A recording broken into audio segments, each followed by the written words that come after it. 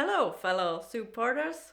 Welcome to the first soup workshop. Today I'm gonna do a workshop called Idea to Project.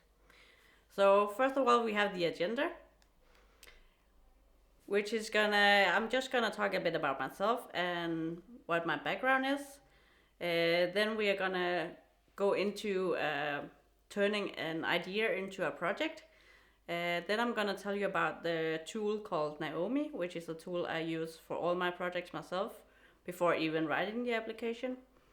And then we're gonna talk about the why, because the why is super important when you're creating a project. We have also the budget. Since it is about funding, it's very important to have an idea of what a budget should look like. And then we will go about how it is a written application versus a spoken application. So, about me, my name is Nathalie Birkjær. I'm a native Dane and also native to Aarhus, where my heart is.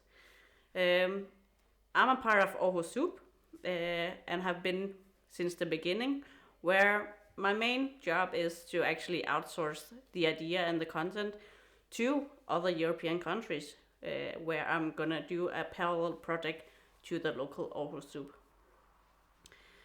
I'm also in charge of my own organization called Passionudflugt, where I'm also doing youth exchanges and training courses across Europe.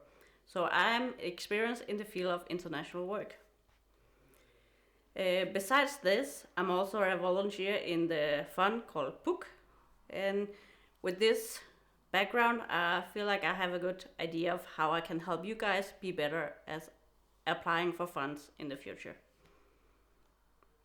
So, turning an idea into a project, it's very nice to have ideas and it's super great, but sometimes it's hard to figure out what to do with an idea and how to make it a reality. And that's where the Naomi comes in, this tool that I use myself. And Naomi is an acronym that stands for need, aim, objectives, methods or measures, and impact. And these 5 steps are something I always go about myself one by one to make sure I have all the criteria needed for creating a full project and not just one part of the project, but actually think of all the steps towards creating this project. So, the needs. What are the needs when creating a project? The needs for this workshop, for example, I created my own Naomi for doing this workshop, and I will use this Naomi as an example for you guys to see how Naomi could look like. So for this workshop, the need could be, I see a lot of grassroots project makers such as yourself who doesn't really know how to find funds or apply for funds, and this I wanted to help you with. It's also a need that maybe some of you guys don't even know how to write a fund, and I see a need for sharing this knowledge I do have about fund applications for you guys to be better. Then we have the aim. The aim is sort of the overall goal. So let's say the project is gonna be the full success that you imagine from the start. And the aim is gonna be telling like what is that you want to reach with this project. For this workshop, my aim was and is to share my knowledge with grassroots project makers, to see more project and events implemented. I aim for the project tool making Naomi to be wider spread, because I feel like it's a very helpful tool to know. I also strive towards strengthening the community and just sharing knowledge with other people. So the overall aim is for the grassroots to implement more projects. So now we come to the objectives. The objectives are very similar to the aim, but as opposed to the aim, the objectives are more precise and specific. So here you need to really point out what are the actual specific objectives that you will reach throughout this. So for this workshop, the objective would be that you as a viewer, participant to this workshop, you will be more insightful to creating a project or an event. You will gain knowledge about funding. You will get a better understanding for elements that needs to be implemented while creating a project. And you will learn a tool that will help you understand and create project. There are so many other objectives that you put into this, but it's very important to have a precise idea of what you want to reach. So, the measures or methods. Depending what kind of project you are aiming towards, either one could be beneficial for you to think about. In this case, I chose to do both, so you can both see an example of how it could look like. So the measures that has been taken in regards to this project is we have created a collaboration with C-Cube and with Aarhus Soup, and also with other stakeholders. We also set up a preparation time, and we have done a lot of reach out on social media platforms and generally advertising and this. So the measures here is what you already been doing to be able to make this project happen. And here you can really describe that you already done the legwork to make this happen. It's not just something that is just off the board. You've had an idea yesterday, but here it shows that you actually put work into it and put thought into it.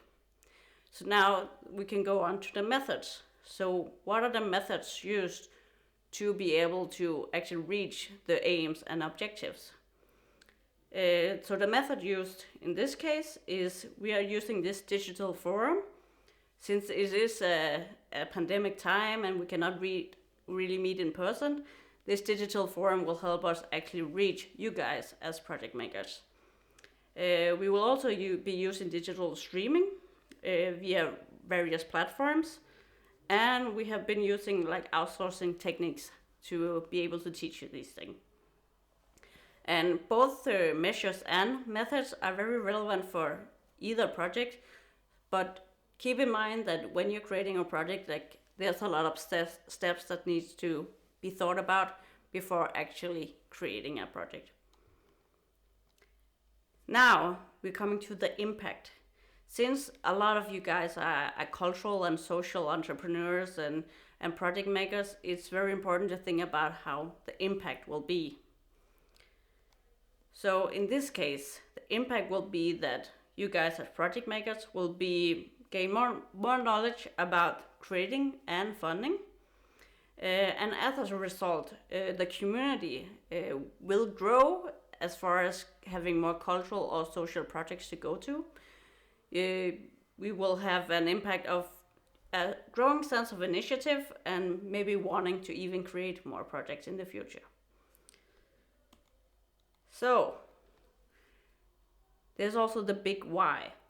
When you're writing a project application, funding application that is, it is very important to think about the why, which is also goes hand in hand with the needs, like how you see the need for this particular project in the community, or how are you gonna to make this project resonate to the community who are gonna be the attendees or customers or whatever kind of project you're making.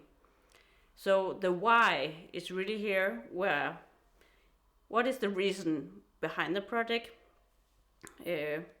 but also what's even more important for when you're writing an application, to really show your passion about the idea. Because if there's no passion, if there's no energy in the idea, it already felt like it's lost. So really make sure you show your passion when applying for any kind of fund, whether it's written or spoken, it doesn't matter. You really need to show your energy and passion into this. And of course, the relevance, which is going back to the needs, because many times I see, as being a part of the book, that sometimes an idea is just a very good idea within a small circle of friends. But when you actually try to reach out to the rest of the community, they don't really resonate with the idea. And it's also a good way to test out if it's just in your head that this is a good idea, or if it's actually a good idea for the entire community. Almost all funds require you to send in a budget. Some cases they will have a limit of how many money you can apply for, but all of them also have requirements of what you are allowed to apply for. There are some funds that doesn't allow you to apply for funding for salary, or some funds don't allow funding for purchasing technical gear. Or so really make sure to check out which fund you're applying for, and all the rules and sets they allow you to apply for. So in short, do your homework. Here I plugged in a bit an example of how a budget could look like. As I'm in the book fund, I took an example that could be applied to PUC, as PUC has a limit of 10,000 Danish kroner to be applied for. So here I plugged in the different stages of having material. I will add, these are random numbers. I have not checked out anything with the prices. It's just numbers for you to see how a budget could look like. So we have materials for 2,000 kroner. We have transport for 500. We have facilitators for 2 times 500. In case this imaginary project will have 2 different facilitators and each will have 500 kroner. Then we have an advertisement, which is flyers and posters, and I put in a Facebook ad as well. And I put in technical gear for 5,000. That sums up to 9,750 kroner. With that being said, this is an easy way for a panel to read what and why are these project makers asking for money to carry out this project. Now, some of you might actually have noticed, if you know PUC and know the rules about PUC, there's actually a mistake in this budget. Because PUC doesn't allow purchase of technical gear. So in this case, the 5,000 they put in for technical gear will just be wiped out completely. And that again goes to really check out which kind of fund you're applying to and what are the rules for that. Sometimes fund may actually just reject the entire application. In PUC's case, we can just take out that part, and maybe if we feel like the project is still reasonable to carry out, even though we cannot fund the technical gear, we will give you the rest of the money. So, there are different types of fund applications. We have both the traditional written form and we have the spoken form. So, if we're talking about the written form, it could be something about Tuborg funded. It could be the Nordea fund. It could also be just local smaller funds managed by Aarhus municipality, or it could be international funds like Erasmus+. What all of these funds have in common is they have a schedule or a set of questions that you just need to answer, and you will send in this application for the fund. It's also for the most part a longer process, because they will need to go through a panel and they will take a long time getting back to you. But it is also very important when you're writing an application to use the right terms, but still again be able to show your passion, because they will be able to judge the passion, as well as you need to have a budget. You need to send in a very specified budget, and again, sometimes they have an upper limit for how much you can apply for, and sometimes there are special posts that you cannot apply for. So really check out which kind of fund you are applying for. Now, there's also the spoken forms, which of course is Aarhus Soup. So if you're watching this, you already know about Aarhus Soup. So Aarhus Soup is a more casual event, I would say, and where you will show up and just have a conversation about your project. So it's not so much a specific application. We don't require a budget. We don't require a full thought out plan of action. We really just require that you have a cool idea that you really want to carry out and make for the community. So for the spoken applications or spoken forms, we have of course Aarhus Soup, and if you're watching this, you already know about Aarhus Soup.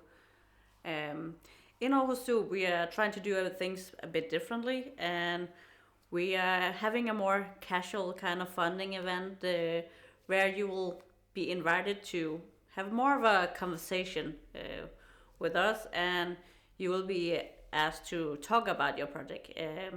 What differs from other funds and Aarhus Soup is that we in Aarhus Soup, we don't require you to send in a budget, and we don't require you to have a full thought out plan of action. This makes it a lot easier for you as project maker to apply for funds.